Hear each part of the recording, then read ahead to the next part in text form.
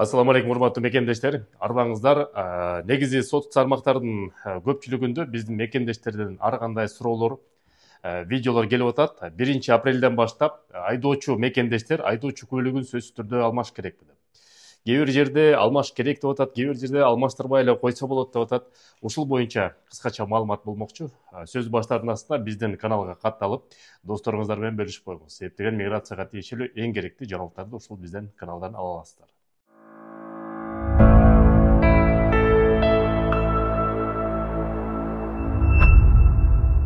Урматтуу мекендештер, Россия 1 телеканалында кичинекей бир тасма чыкты. Андан тышкары Ички иштер министрлигинин башкармалыгынын пресс катчысы Ирина Волк дагы ошо ИИМдин каналында ушул тууралуу, мыйзам тууралуу бир сыйра айтып берди.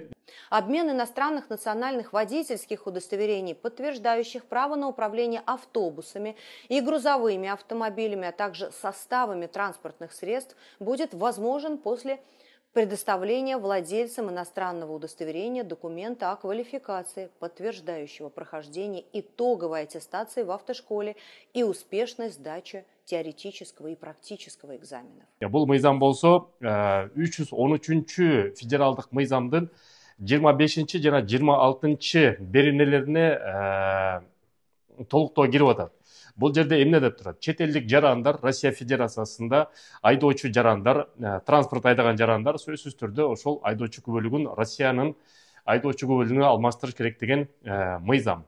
Эми бул жерде ошол жерде Ирина Волктун айтымында эгерде чет элдик жарандардын мекенинде орус тили расмий тили болсо, официалдуу тил болсо, анда алмаштырып кереги жок деп коет, деп атат. Буга Абхазия, Южная Осетия, Кыргызстан дагы кирип калып атат.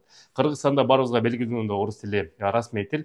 Ошондуктан Кыргызстандын жаранына жана элчиликтин айтуусу боюнча алмаштырып кереги жок. Бул Кыргызстан мекендештерге эч кандай тиешеси жок. Бирок кимде ким эгерде ВНЖ, РВП жана жарандык алган болсо, ал сөзсүз түрдө 1 апрелден баштап 2025 жылдын 1 апрелине 1 жылдын ичинде сөзсүз түрдө алмаштырыш керек.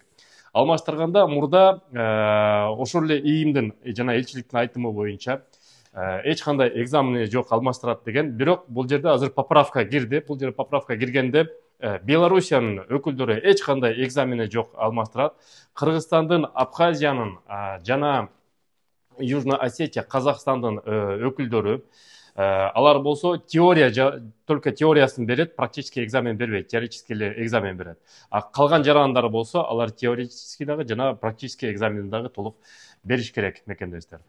Ошол себептен негизи таксисттерди жолдон ГИБДД токтоткондо, эгерде российский правасы болсо, андан ары көп регистрациясында текшерип отурбайт. Ошон үчүн бир четинен кимдин шарты болсо, орус айдоочу көлүктү алып койгондо эле менин оюмча ашыкча болбойт мекендештер. Бул баягы силерге сунуш катары.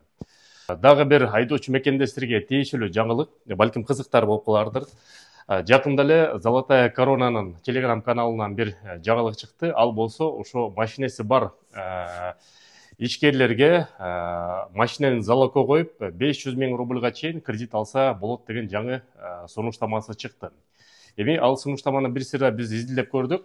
Эгерде туура колдонсо, бир чети туурадай экен. Мага жаккан жери бул 500 000 рубльга чейин алса болот экен. Бул биринчиси. Экинчиси, эгерде ошо 500 000 рубльде эгерде зарыл болсо, алып туруп 14 күндүн ичинде кайра төгүп койсо, кайра үстөк пайызы жок, проценти жок, кайра эле жаап койсо болот экен.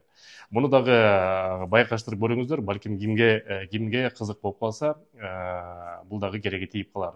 Ошо ссылкасын болсо, мен силерге ошо видео аркылуу оң жагынан киргизип коем. Сак саламат болуңуздар мекендештер, аманчылык, эсенчилик.